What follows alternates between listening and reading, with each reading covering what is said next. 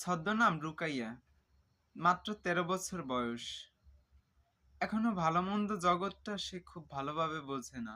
সময়টা খুবই খারাপ। পুরো মিয়ানমার জুড়ে ভয়াবহ তাণ্ডব।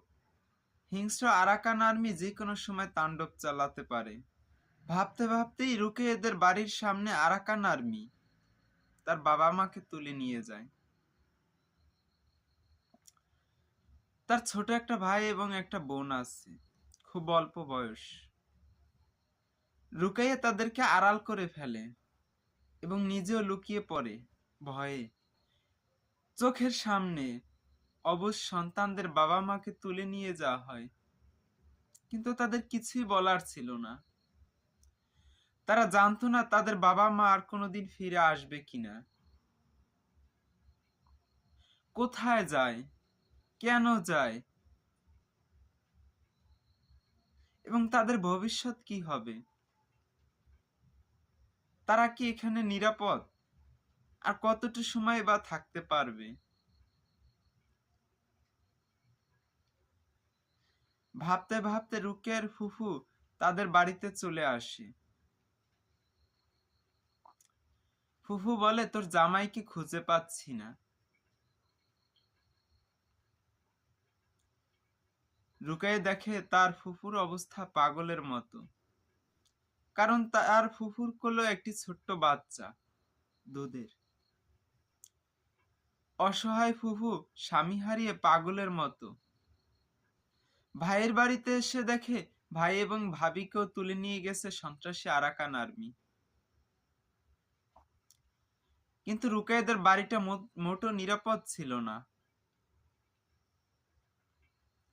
চতুর্দিকে আরাকান আর্মির ভয়।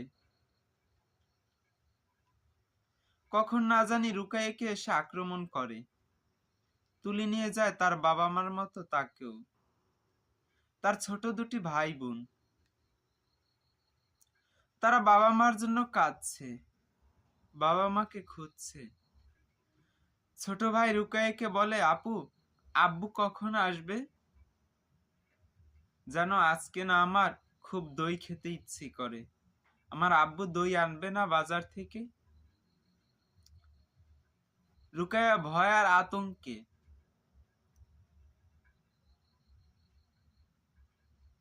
চোখ বেয়ে অশ্রু।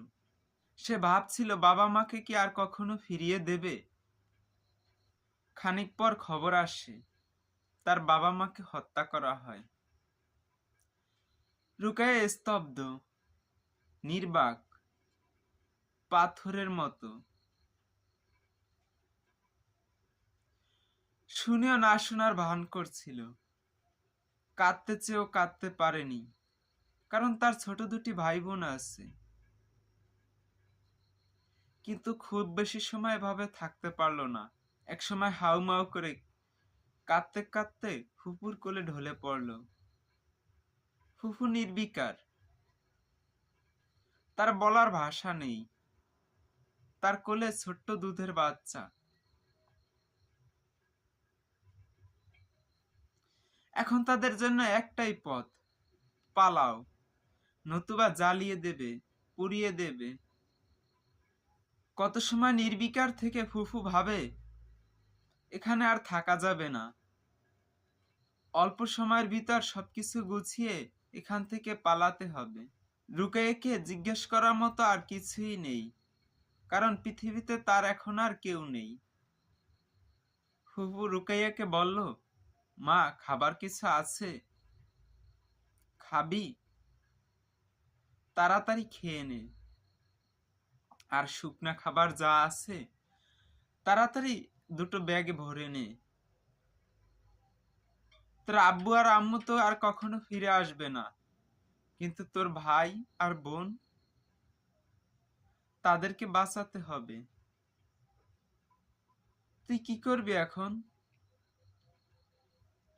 রুকু বলে, ফুপু, তুমি বলো, তুমি যা করবা আমিও তাই করব। খুব একটা সময় পায়নি রুকাইয়া এবং তার ফুপু। তারা জানে অল্প সময়ের ভিতরই এখনই পালাতে হবে, নতুবা আরাকান আর্মি এখন তাদেরকে এসেও আক্রমণ করবে, হিংস্র শকুনের মতো। হায়নার মতো। ছোট ভাইটা অনেক সময় ধরে আব্বু আম্মুর খোঁজ করছে, কোথাও পাচ্ছে না। রুকাইয়ের খুব ইচ্ছা করছিল বাবা মাকে শেষ দেখাটা দেখতে, কিন্তু সম্ভব ছিল না। গহীন বন জঙ্গল আর অরণ্যের ভিতর দিয়ে গিয়ে তার বাবা মার লাশ দেখাটা তার জন্য সম্ভব ছিল না। সে জানতো না কোথায় তার বাবা মা,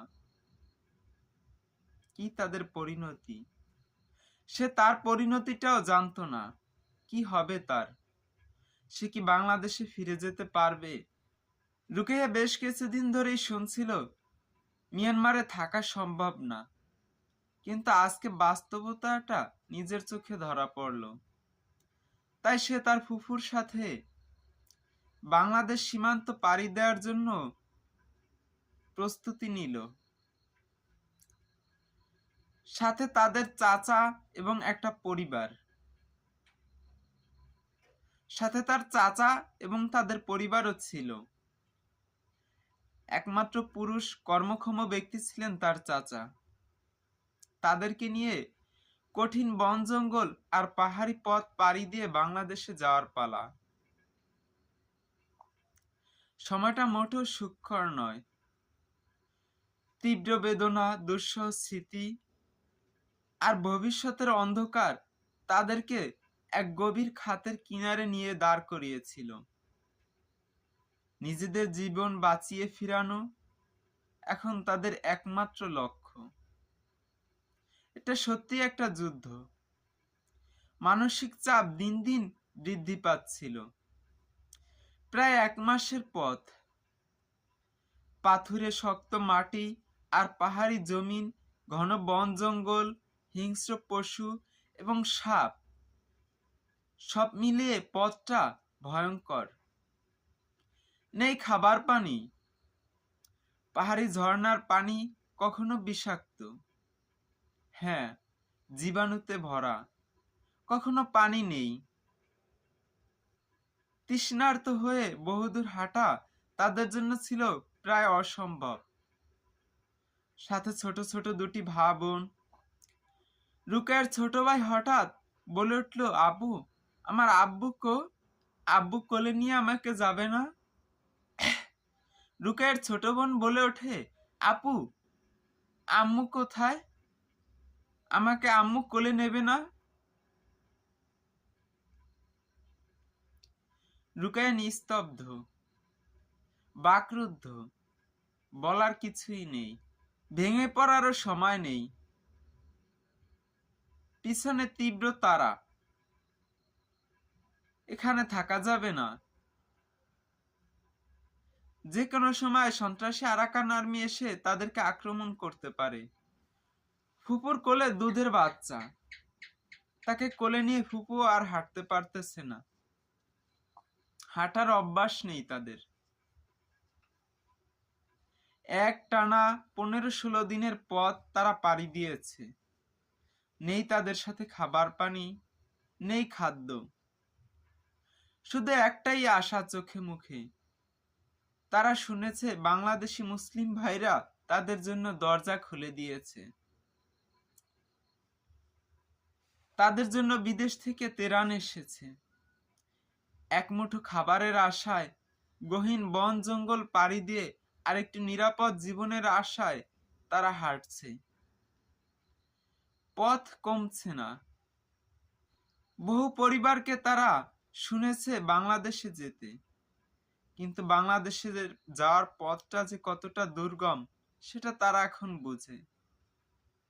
একটা সময় হাঁটতে হাঁটতে প্রায় 31 দিনের পথ পাড়ি দিয়ে তারা বাংলাদেশ সীমান্তের কাছে এসে দাঁড়ায়। উর্দি পরা লোক অস্ত্র হাতে দাঁড়িয়ে। দেখি ভয়ে বুকটা আঁতকে ওঠে রুকাইয়ার। আবার মনে মনে ভাবে, এটাই তো সেই বাংলাদেশ সীমান্ত না, যার কথা শুনেছি, যেখানে গেলে দুমুঠো খাবার পাওয়া যায়, একটু আশ্রয় পাওয়া যায়, যেখানেকার মানুষ নাকি মানবিক, তারা নাকি তাদের সীমান্ত আমাদের জন্য উন্মুক্ত করে দিয়েছে। ভয়ে আস্তে আস্তে তারা সীমান্তের দিকে অতিক্রম করে। একটা সময় তার কাকা সীমান্ত পেরিয়ে বাংলাদেশে ঢুকে যায়, কিন্তু রুকাইয়া তখনও অনেকটা পিছনে। হেঁটে আর পারছিল না, দু পা চলে না। এক কোলে তার ছোট বোন আর এক হাতে তার ছোট ভাই।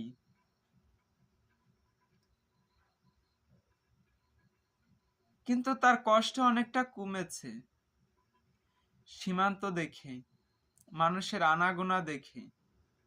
ভয় অনেকটা কমেছে, কিন্তু দুঃসহ স্মৃতি আর বেদনা এখনো ভুলতে পারে নাই। বাংলাদেশে এসে তারা তার ফুপুর সাথে ছোট্ট একটা আশ্রয় কেন্দ্রে আশ্রয় নেয়। একটা তাঁবু, কোনো পুরুষ মানুষ নেই তাদের নিরাপত্তা দেয়ার। মানুষের আনাগোনা আছে, কিন্তু কারো ভিতর কোনো আমেজ নেই, কোনো সুখ নেই। নিরাশা, হতাশা।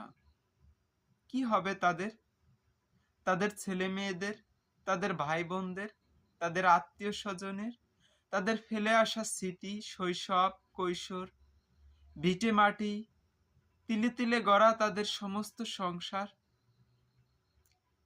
এখন আর তারা এগুলো ভাবে না, একটাই ভাবে, তাদের জীবন প্রদীপটা কিভাবে বাঁচবে, দুমুঠো খাবার কিভাবে পাবে।